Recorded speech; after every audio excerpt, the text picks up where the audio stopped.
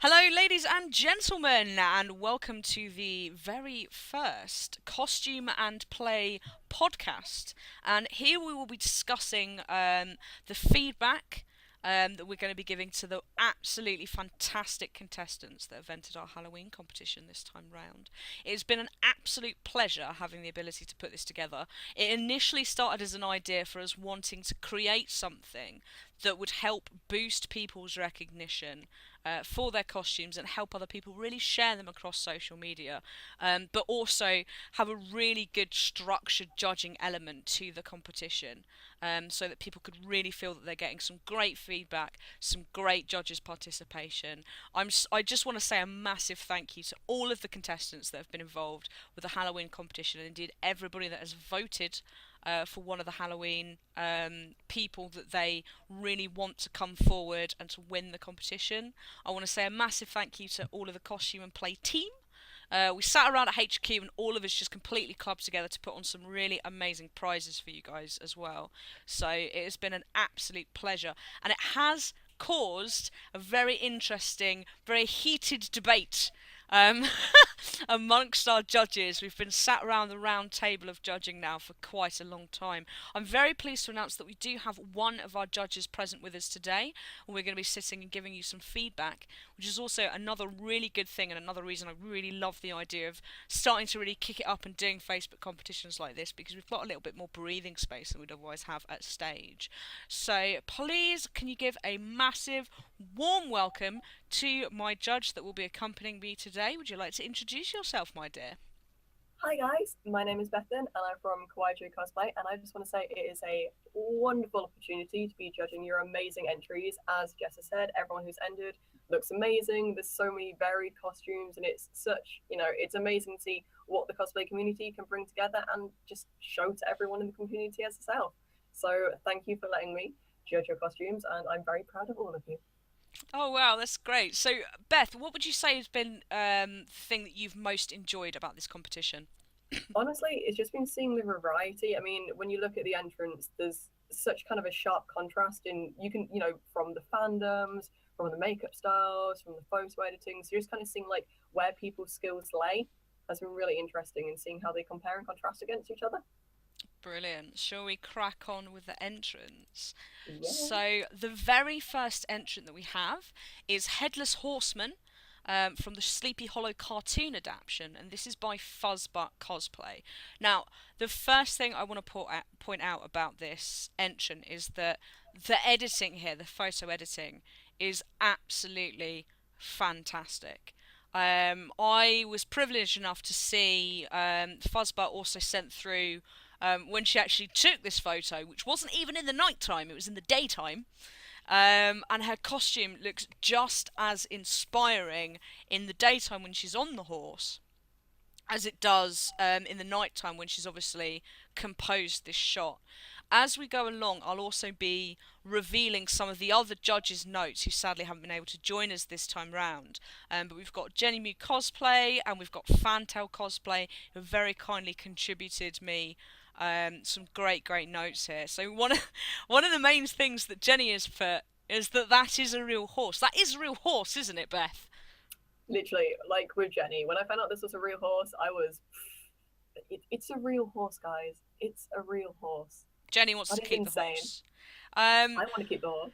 that just shows what is possible by voicing a competition like this, because you absolutely could not have a real horse on a stage masquerade. How fantastic is that? The other thing that this really highlights as well is the ability to be able to submit something compositionally where the editing itself becomes part of the composition. And we had a big old heated debate in terms of how is that judged? How can we make sure that the right person is accredited for that? And what we ended up coming into conclusion was that it's a collaborative effort between the elements that make up the cosplay scene. It's not just the cosplayer, it's the photographer, it's the editor. And having all of those elements come together to create something that's compositionally as thrilling and as engaging as this image, I think is absolutely fantastic. I think it's a great way to really bring that into the judging perspective and really kind of support that way of being a creative, because photographers often don't get that much of a mention anyway sometimes, which is really, really sad. Mm. So the fact that this has been composed together and that photography can really take a massive step forward into the limelight with the editing, with competitions like this, I feel is really important. What do you think, Beth? Yeah, I mean, like you said, having a competition kind of in this medium, it does allow people, exactly, you can't bring a horse into a masquerade. That's sadly not possible. So enabling people to be able to show off the talents, like the contribution of a photographer, comping it together, the cosplay themselves, it really gives people the opportunity to kind of, to show a costume as its whole. This is, by itself, a costume could be impressive, but giving it context really kind of adds to it. It enables the cosplayer and the photographer to really, kind of step it up a level, I guess, really. There's not really any other way of describing it, but it gives the costume more realism, just gives it more layers, which I think is, it's important, and it's nice to be able to express that. It's nice to be able to see that in a competition, especially, when cosplay as a medium is usually viewed one-on-one in quite a real life situations. Having it like this, I think it's a really good idea. I think it has given people the opportunity and the community an opportunity to really show where they shine in other areas as opposed to just pure costumery. And Yeah, what would you say that your viewpoint is on the fact that this image has been what would be classed as heavily edited? Do you think that takes away from the realism, or do you think it adds to it? I mean, one of the notations that I have here is that effectively this is supposed to be the headless horseman, mm, but that's definitely a head. That's a pumpkin. true. Well, see, I've always been under, I don't know, I don't want to say guidelines, but in my opinion, editing scenery and editing the atmosphere of a photo only adds to a photo. It's when someone starts editing the costume, I personally think it starts becoming a bit of a iffy situation, because that I in see itself what you could bring mean. I upon can some understand that. Yeah, I definitely problems. say to an extent the Mm, costume has been highlighted and has mm, got some additional elements. Like, for instance, the lighting here in the pumpkin's eye would be a yeah. very good example. The lighting itself on the costume has been completely readjusted and tuned so that it essentially fits with Mm, the nighttime image, whereas in fact this picture was taken in the day. I think the other thing that's really interesting to point out is on my notations here, um, the the effects of the costume on the costume and indeed on the entire photo have been edited to such an extent that you could argue that the effects aren't believable, and mm. therefore it detracts from the image and stops it being scary. It's almost like there's a sense of fakery. I mean, to an extent, yeah, I agree. It is, obviously, you wouldn't look at this and think it's real. Let's put it this way. It Mm, ties in together. It's it's a kind of it's a connected image, but in itself, it has obviously been taken out of that realm of reality. And I mean, one thing I would have to say, kind of editing wise, part of the costume, due to the contrast of it now being at nighttime, it is a little bit hard to make out the cosplay's legs and stuff against the horse, because obviously the hue values have shifted a bit like that. But I yes. think it's still a unified image, though it has been taken out of what would conventionally be seen as reality, I guess, but then I agree. I isn't cosplay in think itself. yeah, I think Takes you it out have to there. look at it in terms of the photographer's and indeed the costumer's intention. Mm, And the intention with this image was to, I feel, to be fantastical, not to be yeah, scary, but to possess that fantasy element and to really direct that outwards. And I yeah, think no, they've absolutely nailed that. mm, Absolutely nailed it. So, moving on to number two, I'd like to point out that this Phantom from Phantom of the Opera by Stephen took him nearly 10 years to perfect, and that absolutely has to be given some credit and given some love for us. The makeup behind the mask is so visually stunning. and the fact that you can take that mask off and that makeup is sat behind there, as you can just see there with a little bit on his lip in the bottom image that he's shared. I think that as something that you could even do at a convention, like to take that mask off and to have that makeup there is so brilliant, because it would make you go, ah, you know? Bit of a surprise. Yeah, so Phantom was one of the the costumes that you really liked as well, Beth, if I remember correctly. Can you just Yeah, break down what it was that really made you go, yes? honestly, it was the makeup. Just like that makeup in itself, that is very impressive. And Mm. like you said about being able to see it kind of creeping out under the mask. I mean, I'm not gonna lie. Personally, I've never seen Phantom of the Opera. I do know the character. I have seen, artwork of the character, etc., etc. But this in itself, like this really drew my eye. When I saw the entrance, this was one of the first ones that kind of I looked at and thought, oh, hello, what's going on over here then? And I really like that. I just think, having it slightly stylized as well, and it's kind of, I don't want to say cartoony, but a bit more like the very sharp contrast between the reds and the whites. I think that's really cool. The part Yeah. on top with the brain where it's got the very deep gouges, having it where you can still see his hair and then it's got the side. I just think that it really, it's very eye catching. Though then again, that is kind of part of me wishes, obviously, due to it being the character, due to it being the Phantom of the Opera, I understand obviously why he's got the mask on, but because the makeup itself is such the big draw point, I kind of wish maybe a little bit more of the mask was taken away, even if that would slightly derive from canon, just because of how impressive this makeup is, like beneath. Yeah, I know what you mean. It's very much down to the cosplayer to choose to show Mm, that brilliant makeup. Otherwise, you may look at the costume, see it as a very, very good interpretation of Phantom, but mm, not really see what really makes the costume stand out, which is crazy if you think about it, mm, in that kind of term. The other thing I really love about this as well is that you can tell he spent nearly 10 years perfecting it. That lamp looks iconically from. I'm very lucky I have seen Phantom of the Opera. It's one of my favourite musicals, in doing fact. better than I have. No, I mean everybody's going to be seeing different things, isn't it? This is why Mm, it's really great to get multiple judges involved in this kind of thing. But that lamp is, it's very canon. It's so Phantom of the Opera. The fact that the picture is also taken, obviously, behind what I would assume to be either a billboard or a poster or something that he's got mm. either in his room, or he's popped down to the West End just to take a picture of him there as Completely. Phantom. I think that's beyond brilliant. You can tell as well that even just with him holding that lamp, that he really embodies the character. This Mm, pose here is very iconic for the Phantom. This pose here, when he's holding the lamp, just brings me back to the time where obviously he's on the boat with Christine, and that to me, that sign of dedication to a character. yeah, a labor of love. Yes, absolutely, absolutely, and I think that in itself should just be applauded. Is the dedication that Stephen has taken to really make sure that he can not only bring Phantom alive, but as you say, he can bring his own Phantom alive. That Mm, he can bring his own interpretation to what he wants Phantom to be, as you say, with this makeup that's very visually striking, that's very out there, and that he has the power to choose to reveal that to people if he wants to. mm. So yeah, so next up we move on to number three, which is Skullgirl by Ichigami, I believe that is pronounced. I apologise if I do pronounce that wrong. The thing I absolutely love about this is that she did this so quickly.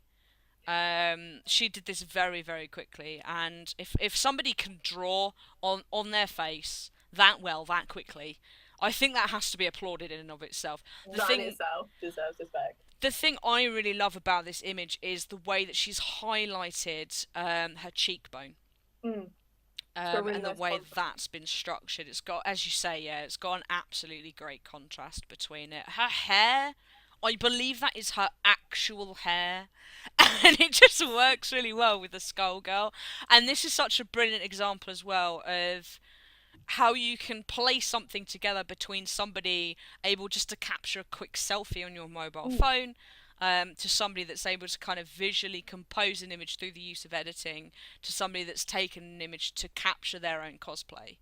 And I think it's really great that we can have, you know, so many different variations of the way that people themselves choose to cosplay involved in Yeah. a competition like this, because it means that you can really appreciate everybody for their own individual artistry, but everybody still has the opportunity to enter and to be included. So that's what Exactly. makes me really happy about it. I believe Skullgirl was also one of the ones that you really, really liked. So do you want to tell me a little bit about Yeah. that? Well, I just really like. I thought the composition, like the way she's holding herself, I thought it was just like it's a really beautiful pose. It's quite demure, just kind of, you know, two two third, three third, whatever. She's tilting her head to the side. It looks very. It's Mm, very nice. It's like the eyes half lidded, just quite forlorn, with the hair kind of pulled over one shoulder. Like the little details of like the little flower at the back and just how it's like curled around. And like obviously it's got like a filter on. I think the colours are quite complementary. Like I love a bit of orange, a little blue orange works very well. So I just thought even though kind of in itself it is quite a simplistic idea, I thought the way she presents it is very nice, and it's showing what you can do, even if the makeup itself is quite simplistic. It's not like a prosthetic and stuff. It's just using, I assume, face paints and makeup, but the way that you hold yourself and the way you present yourself in a costume can kind of tell a story in its own right.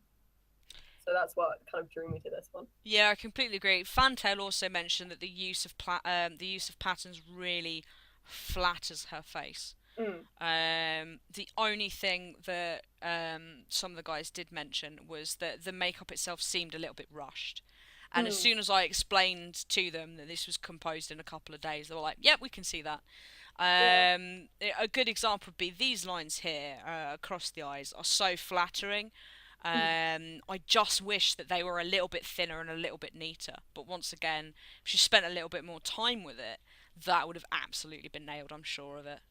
Yeah, one of the notes I had is where is it? I think it said uh, would have been nice to have it a little extended a little bit down her neck. I mean, obviously she Mm. probably doesn't want to risk getting her clothes covered in makeup. I just thought maybe extending a little bit further, maybe tying in the necklace, because the necklace itself, obviously the sharp black contrast, it Yeah. ties quite nice into the flower around her eye and stuff. It might have been nice to maybe do some of that along the collarbones, but in itself, yeah, it's pulled off effectively.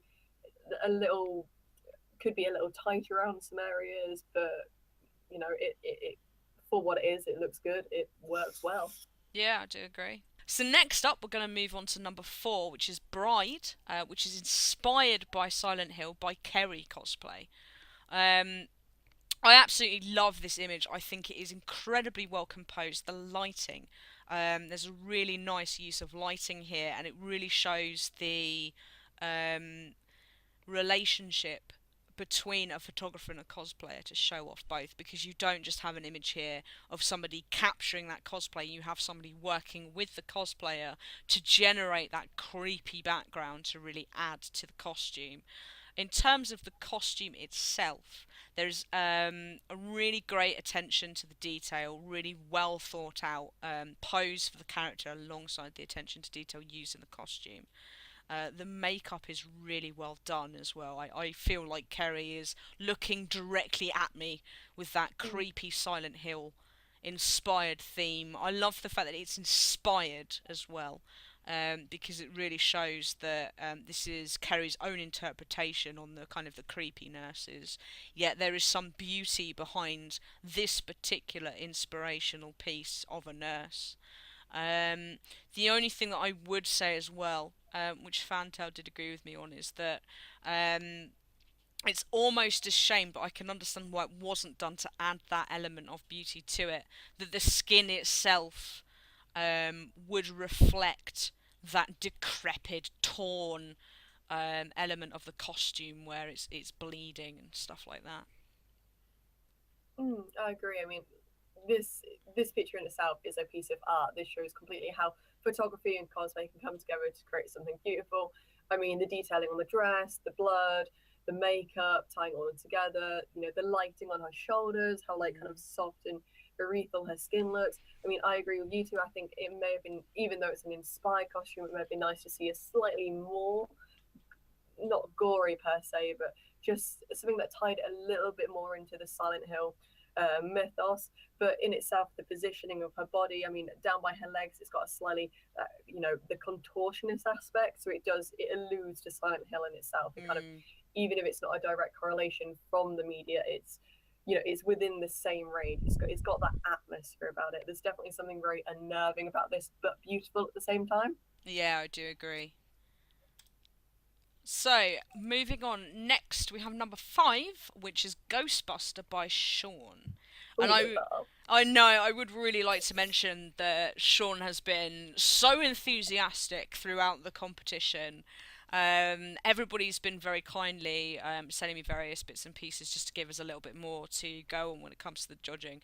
And Sean's was, Halloween's been a busy time of year for me, and I was like, that's great, because you know that he absolutely loves the character that he's portraying, and he's really with it, and he just seems like a really nice, enthusiastic person in general, and I love when I see that, especially when it's on stage through a competition, that they're really embodying their character, and you can really tell that Sean loves being a Ghostbuster. He's really proud of his proton pack as well, which is good to know.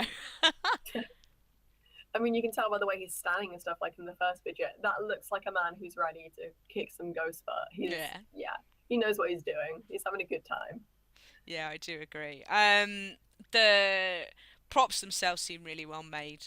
And it's really nice seeing kind of all the extra kind of bits that he's got, the utilities on his belt, and obviously the gun, the patch. That's a really nice kind of addition to see. Usually I just see the Ghostbusters with obviously the packs and the suits. So it's great to see that there's kind of extra ghost busting. You know, I think those are gloves.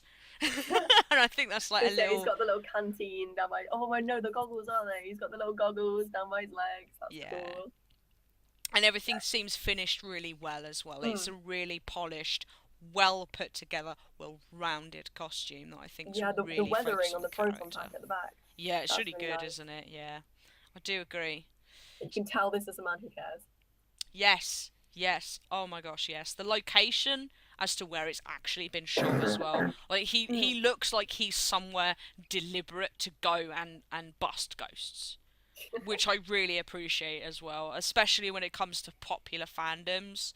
Having somebody in the right location that's really up for being characters like, yes, absolutely yes. And it's another really good example of how photography can really come into its own with a competition like this, because it is absolutely right. It's not just about lighting the cosplayer or providing editing effects. You have the ability to take somebody to a location that would be so suited to what it is that you're doing. If you're playing, I don't know, if you're playing a fairy from Midsummer Night's Dream, you have to forgive me, because my theatre background comes out now when thinking of characters. You know, you can take them to a forest.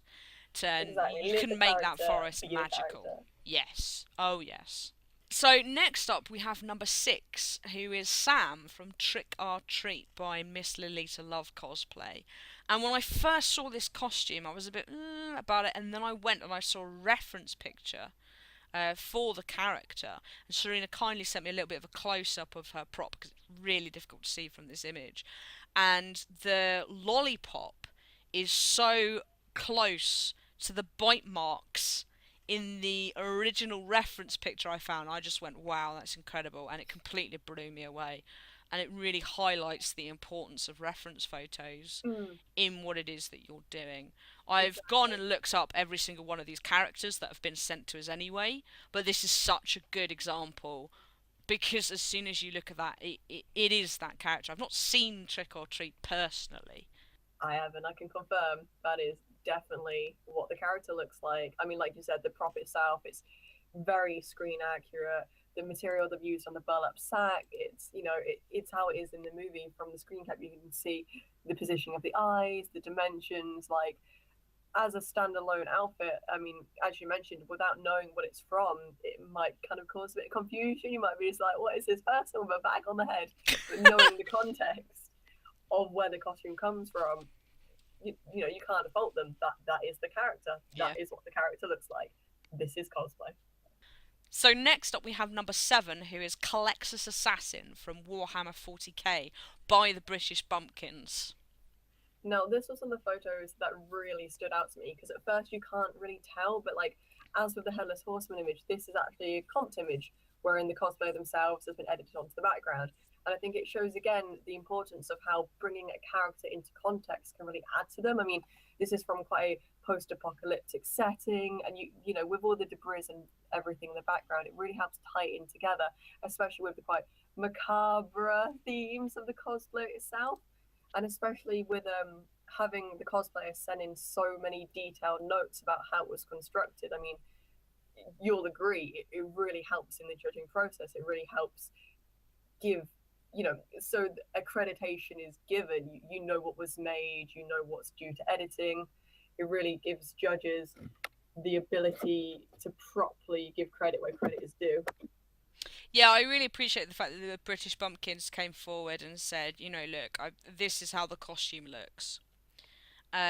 With or without the incredible background that's been composed, this is the costume. And you do always think about sometimes, to refer back to the Headless Horseman image, for instance, you kind of look, I first looked at that and went, is that actually how the costume looks? Or is that been done via editing? Luckily, once again, the Headless Horseman very kindly sent me an image in the day, and it was like, oh, there really is a horse there. You know, and that costume really is made. That's awesome.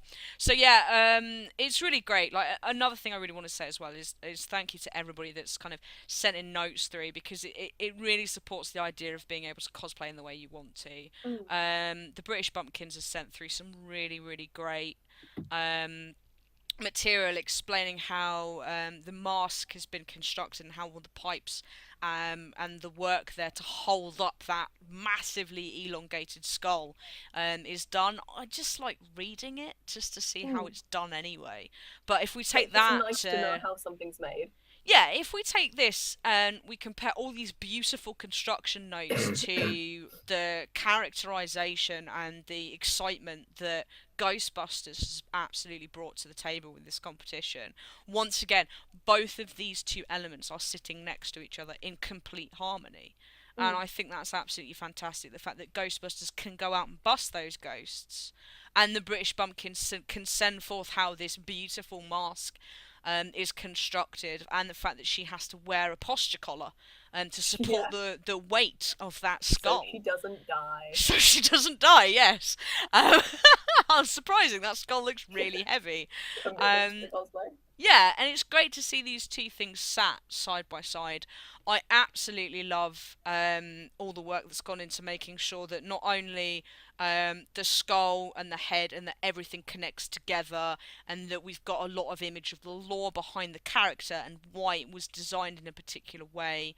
I also love the fact that, you know, we've got access to that character and what it, you know, why she's posing in that particular way. And I honestly think this is a really nice piece that's been put together as a whole. And I'm just talking from the cosplay. I mean, obviously the location is fantastic, but because the location has kind of been ruled out by the cosplayer, I almost don't want to judge it based on the location. I want to spend time focusing just on how well constructed and put together and thought out this costume was. Safety is so important in cosplaying as well. That making sure that what you're doing is going to be safe for you, and that you can wear this and it's going to be enjoyable for you because you're going to be comfortable, I think is so important as well. Yeah, exactly. It's nice that people still give some thought into making sure that safety does come first, even if the costume's exciting. You don't want to end up, you know, snapping your neck with a giant skull. Yeah. Oh yeah. The paintwork that's been done on the mask as well is so complementary to the entire image. So, yeah, I think I love this. I think it's great. Right, so next up we have number 8, which is Jack Skellington from The Nightmare Before Christmas by LENNET Cosplay. This one was, like, the line work on this. This was amazing, because I've painted stuff before, like lines on fabric. And when I saw this, all I could think is, oh my goodness, your poor hands, how long did this take you? And how did you make sure that you didn't cross over them? But like, you can easily, like, the attention of detail that's gone into this cosplay, like, you know, just the amount of effort that's clearly been put in it to make it look exactly how Jack's suit looks in the movie. And I think, like, this is one of the photos where having it in monochrome, you know, it helps. Like, this adds to the feel of it, which once again, kind of ties into the whole how editing can really help, how giving the feel of a costume, giving the feel of a character can help tie it into the costume itself. And once again, I think brings to light how having a contest like this on social media, where it gives people the opportunity to add their own flair via editing, is something that you wouldn't experience inside just a normal masquerade. Because, you know, unless you're whipping out some pretty high-tech lights or something at a con, I don't think this would be, you know, possible to achieve in real life. So yeah, I really like this one. Yeah, I know what you mean. I think the other thing that I personally I came and I did like a little nice comment to everybody when they submitted, just as kind of a thank you. The other thing I said to Lynette as well is that this costume fits really well. Oh yeah, it The just like suits the fitting, body. and obviously with Jack Skellington, the whole point is that like his suit is him almost. Yeah, Like, this is kind of the problem with like characters that are designed this way, but it is a very close fit. And a lot of the Jack Skeletons that I've personally seen usually have a fit that's a lot bigger than they actually are. yeah. As a person, so to see something that has been designed to fit and to Yeah, fit to be quite very fitting. closely, I think is so amazingly good. So the other thing I absolutely love about this costume is the hand is really well painted. Mm. Um, the detailing just below the fingers, for instance, has been really well done. The other thing I saw as well, and I apologise if this wasn't you, Lynette, but somebody posted on Twitter that this competition has really helped them come forward and start being more confident. If this was you, Oh, absolutely be more confident, because this cosplay is incredible, and just kind of knowing from our perspective that we've helped somebody share their work with other people and really gain some confidence really means a lot. gives you a nice Um, warm feeling inside. it does. It does. I mean, Lynette, if this is your traditional cosplay work, it's absolutely fantastic. If this is a character that you just stick with and you just portray, Be um, proud. it's also fantastic, and you should absolutely be proud. Your posing here is incredible.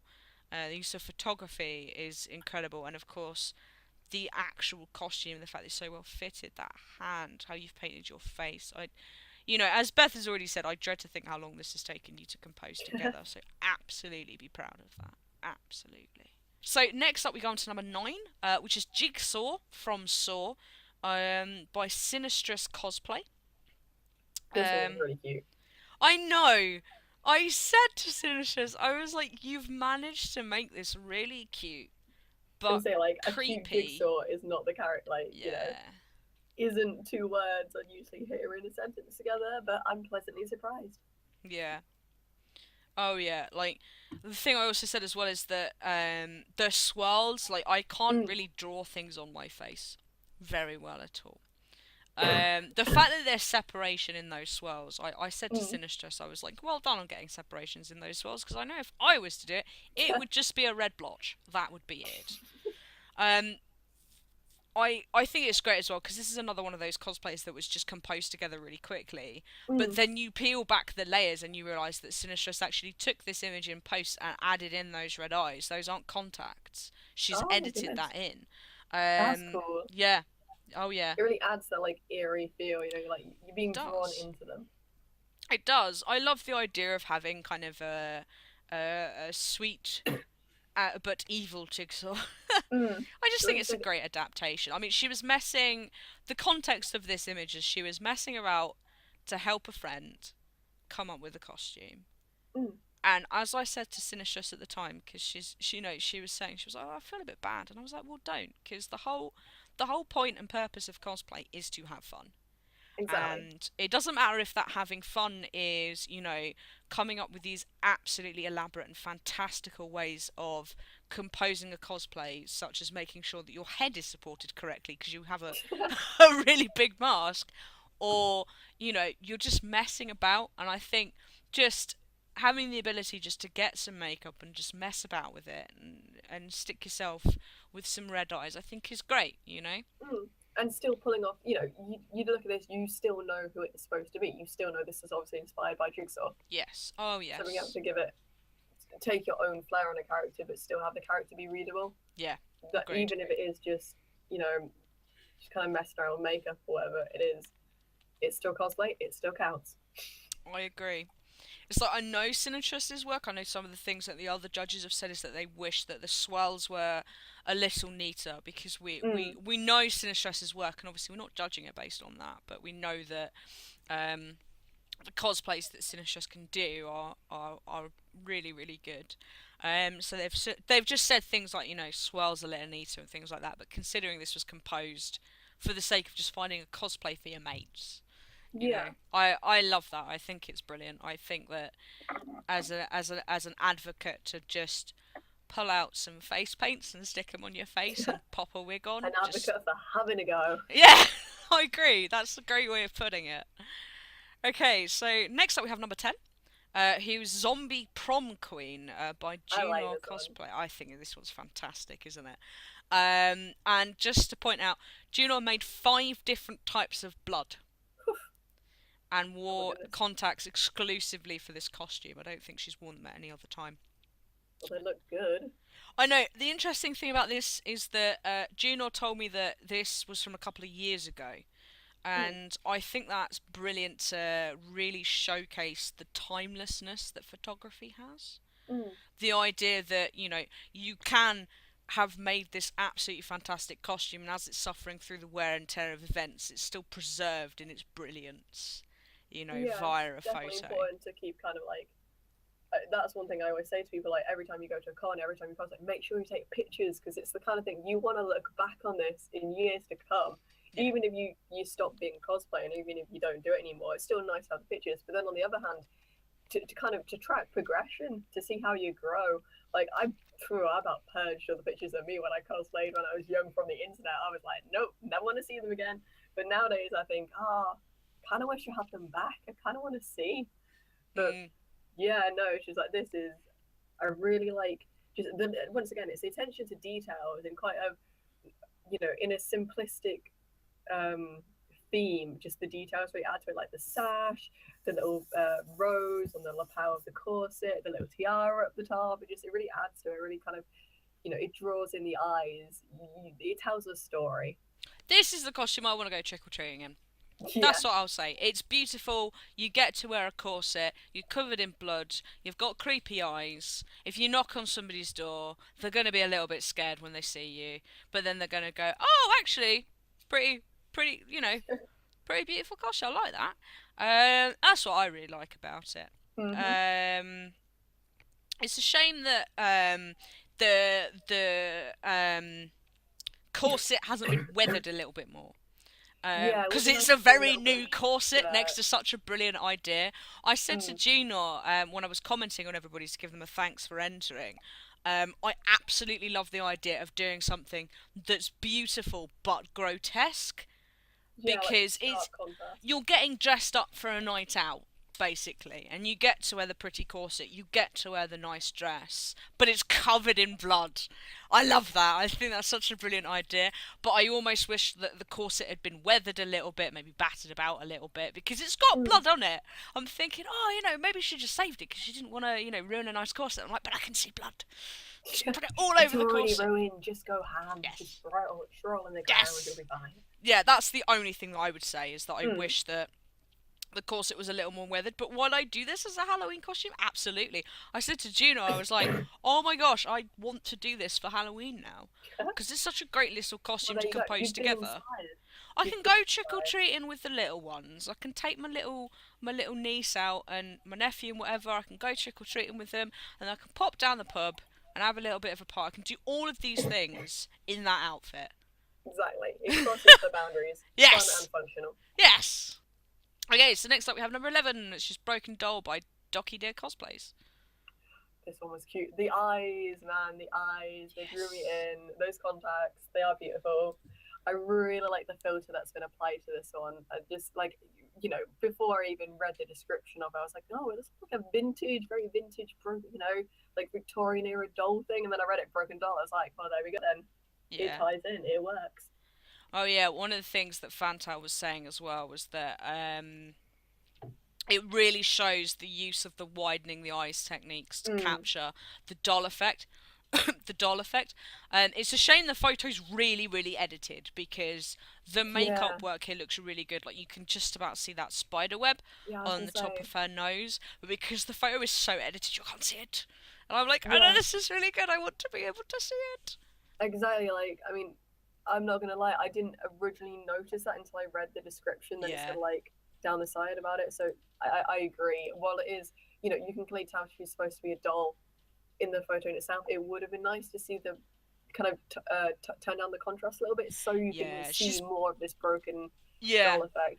But she's the put so parts you much can work see, into it as well. Yeah, mm, the parts you can see, once you realize it's there, hmm. it's got that nice shadowed effect. It's got the nice like the spider webbing on the glass and stuff. You can see leading up into the eye. I really like the eyelashes as well, like the really thick, heavy eyelashes on the bottom left. Yeah, it's That's cute. really doll based, isn't it? Mm. Like the And the fact that shirt as she's well. yes, oh yes, definitely. The It fact that looks she's cut the wig herself, for mm, example, as well. It just goes to show how much work that she's put into. exactly like combining the outfit together with the makeup and the wig. You can get, you can build upon a concept and you can make it your own. Yeah, So it's good. It's pretty. It's she's gone and achieved what she set out to achieve. I just wish you could see more of the makeup. yeah, I do agree. Number 12, Grandma Adams from the This one Adams was cool. family. I know. Um, Penumbra is a cosplayer who dares to do the cosplays that most people don't tend to do, and Penumbra pulls them off really well. I The was gonna say the craziness, makeup in this one, like yeah, this one, I think had one of the best makeups, just because it's very like stage makeup. If that is you, very scary, Grandma. oh yeah, if you, the thing I love about this as well is that it's stage makeup. If you Mm, end up, if you're on the other side of the convention, you will still be able to tell that Penumbra is aged. exactly, like you can see this from a mile off. Yeah, and Like the that's so smeared great. lipstick, the teeth, the wrinkles between the eye. I really like the red, the red, like dark purplish around the eyes, like making them so set and kind of getting that like Yes. blood vessel thing going on. That's cool. It's very natural makeup for an old Mm. person as well, if that makes sense. I was gonna say Like, like if you'd assume that like without being mean, obviously, because I don't think she is a grandma. But if you saw her out on the street, I would be like, little old grandma, what are you doing? yeah, you would double take. You would You double would. take. The great thing about this as well is that once again it's stage makeup. You can Mm, stick that under some really heavy white lights of a masquerade stage, and you will still be able to tell she's old. exactly. The one thing about this one, I wish I saw this as a full body. Like Yes. this would have been Oh so nice yes. to see Like as with a a full body. pose as well, like with the Mm. proper like Because like the crazy facial Grandma Adams expressions, like pose. exactly, Yeah. like, she's already evoking the character, but to see it as a whole body, that would have really, I would have loved that. More full bodies, people, more full bodies. Cool. So next up we have number 13, who's Bonnie from Five Nights at Freddy's 2, specifically by Shelby. Cookie.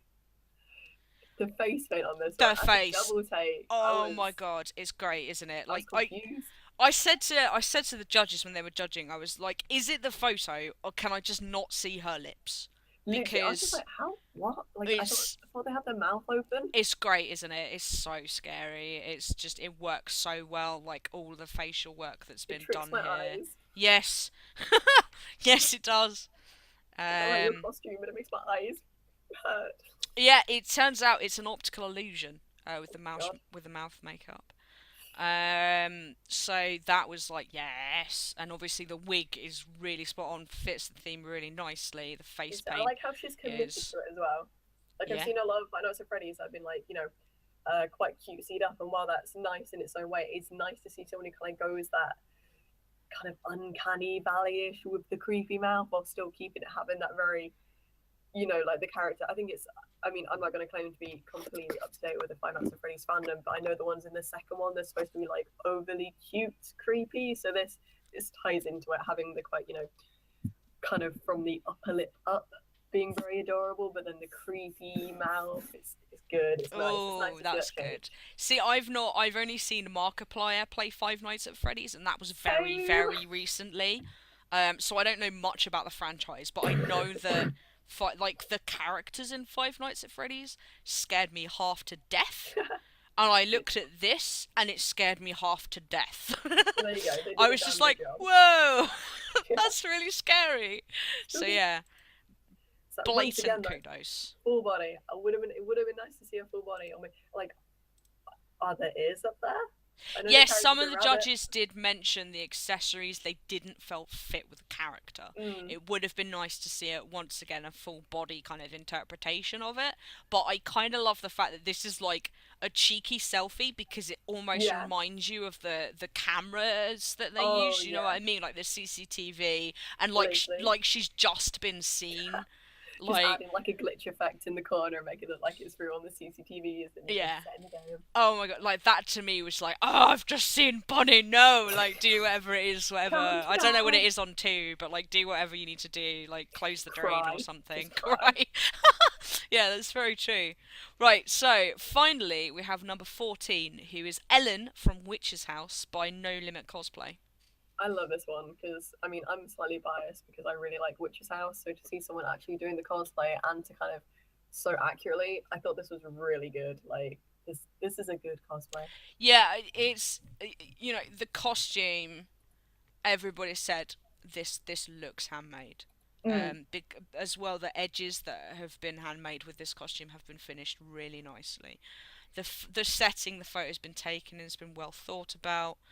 The addition of the prosthetic piece, as I say, it's a shame it's like wig and then bandage, because I'm really glad that Ellen did send me. Ellen very kindly sent me some close-ups of the prosthetic piece so we could take a bit of a it's closer like once look. again, it's like without the context of the character, obviously, or even for a better example, the Phantom of the Opera one. It's like you've got this really detailed work, but it's hidden away. Yes. And even though it's the character, it would to some extent be nice to be able to see it. I mean, like in the picture, she's wearing red contacts. Like you're never going to see that red eye under that bandage unless she chooses to lift it up. So it's like this is the downside to competitions that are judged like this. We've been very lucky to speak about all the benefits, but the negatives is that what you get is what you're gonna be working with. It's not like live where you can just kind of go, oh, I'll just turn my head, or a lot of the time the cosplayers will come up to you and be like, right, this, and they'll be able to whip off their blindfold and show you the prosthetic. Show you the hidden parts underneath.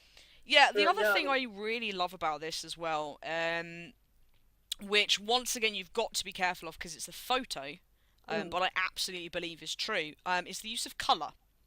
The fact that the bow, the dress, the shoes are all very similar red. They don't clash, one's not too light, one's not too dark, and that's the kind of compositional element when it comes to composing your costume that I really, really love.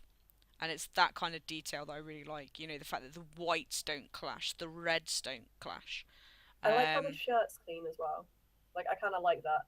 I like how there's a bit of a stark contrast between having, the bloody bandages on the limbs and down by the shoes, but having this very pure white shirt and, like, not having the tarnishing on the dress and stuff. I think it's quite nice to have, the dirty, bloody parts up top and at bottom, and just having, if you covered her head and her feet, and you just saw a picture of that, you'd be like, oh yeah, nice red dress, cosplay is pretty. But then when you bring it as a whole, it's like, oh, hello, big glory.